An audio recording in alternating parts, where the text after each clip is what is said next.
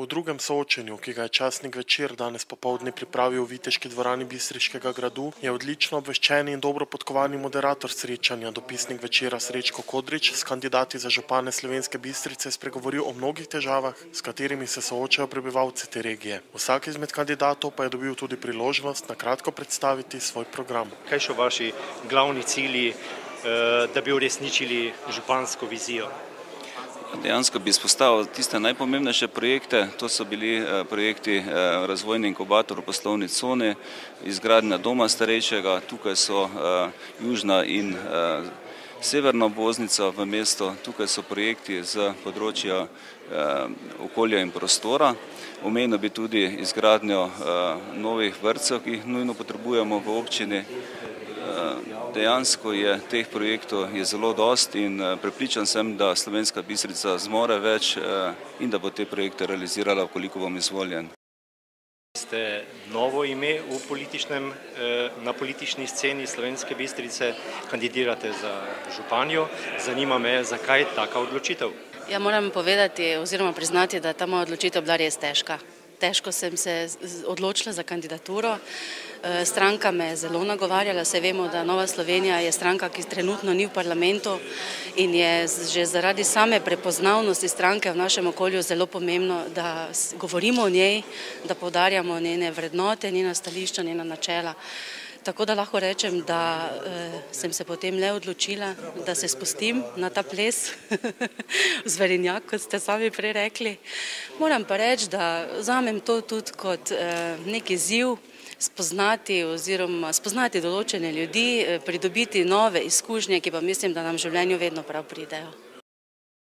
Podpira vas tako imenovani trojček, LDS, Zares in SD. In me zanima, ali je to dovolj podpore za to, da zmagate v tej hudi bitki za župana?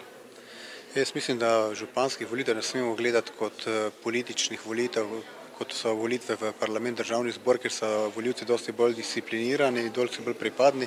Mislim, da bojo volivci volili župana človeka, ne? In da je tu kar rastrost glasov iz ene stranke v drugo, tako da bom rekel, to je treba prepustiti volivcem, treba je videti, kaj se bo zgodilo.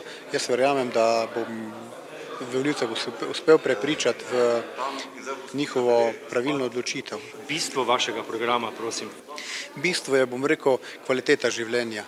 Se pravi, urejeno, čisto okolje in skrb za gospodarski razvoj.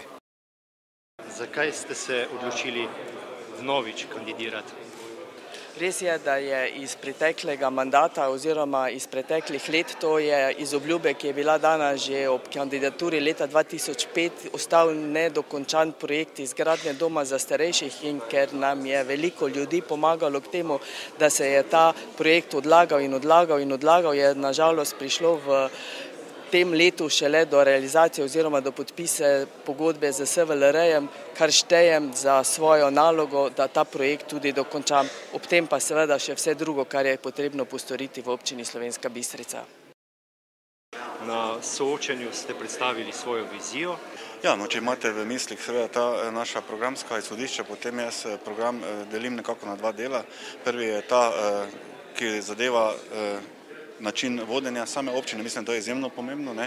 Gre se za transparentno, gospodarno vodenje občinskih financ, sploh premoženja za pridobivanje sredstev, pomembna je prihodkovna stran, tudi pripravo operativnega programa, ki bo potem zajel pravzaprav vse vsebine in vse cilje, ki jih želimo doseči. In če zdaj grem seveda na ta vsebinski del, ki ga delim recimo na tri področja, potem bi rekel, da bomo predvsem dali prednost tistim projektom, ki prinašajo nova delovna mesta, direktno ali pa posredno, s poudarkom seveda delovna mesta na mladih. Ti imajo danes po moji oceni največ težav. Če recimo konkretno izpostavim nekatere projekte, kot so gospodarsko središče, torej povezava tega nastajajočega mladinskega centra skupaj z inkubatorjem, skupaj z tem našim razvojno-informacijskim centrom, mislim, da je lahko takšna valilnica delovnih mest, ker tudi poznam zelo dobro možnosti financiranja, kar se tiče recimo evropskih skladov.